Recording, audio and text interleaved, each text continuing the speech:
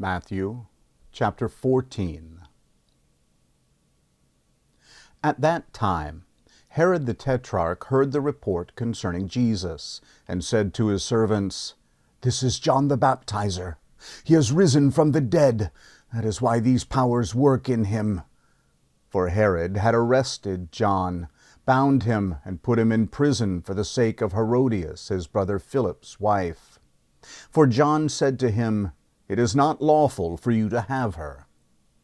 When he would have put him to death, he feared the multitude, because they counted him as a prophet. But when Herod's birthday came, the daughter of Herodias danced among them and pleased Herod. Therefore he promised with an oath to give her whatever she should ask.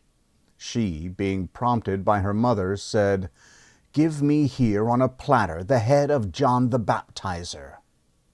The king was grieved, but for the sake of his oaths and of those who sat at the table with him, he commanded it to be given, and he sent and beheaded John in the prison. His head was brought on a platter and given to the young lady, and she brought it to her mother. His disciples came and took the body and buried it. Then they went and told Jesus.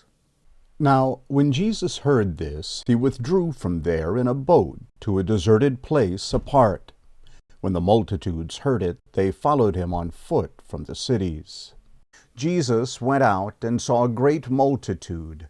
He had compassion on them and healed their sick.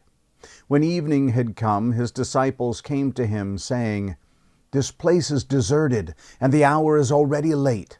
Send the multitudes away, that they may go into the villages and buy themselves food." But Jesus said to them, "They don't need to go away. You give them something to eat." They told him, "We only have here 5 loaves and 2 fish." He said, "Bring them here to me." He commanded the multitudes to sit down on the grass, and he took the 5 loaves and the 2 fish, and looking up to heaven, he blessed and broke and gave the loaves to the disciples, and the disciples gave to the multitudes. They all ate and were filled. They took up 12 baskets full of that which remained left over from the broken pieces. Those who ate were about 5,000 men, in addition to women and children. Immediately Jesus made the disciples get into the boat and go ahead of him to the other side, while he sent the multitudes away. After he had sent the multitudes away, he went up into the mountain by himself to pray. When evening had come, he was there alone, but the boat was now in the middle of the sea, distressed by the waves, for the wind was contrary. In the 4th watch of the night, Jesus came to them, walking on the sea. When the disciples saw him walking on the sea, they were troubled, saying, "It's a ghost!" And they cried out for fear. But immediately Jesus spoke to them, saying, "Cheer up, it is I. Don't be afraid." Peter answered him and said, "Lord, if it is you, command me to come to you on the waters." He said, "Come." Peter stepped down from the boat and walked on the waters to come to Jesus. But when he saw that the wind was strong, he was afraid, and beginning to sink, he cried out, saying, "Lord, save me."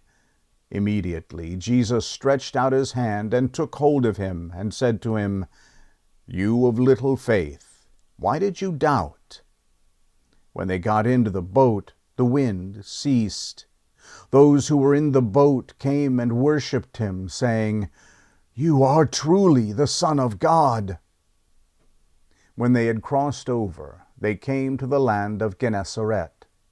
When the people of that place recognized him, they sent in to all that surrounding region and brought to him all who were sick, and they begged him that they might just touch the fringe of his garment. As many as touched it were made whole.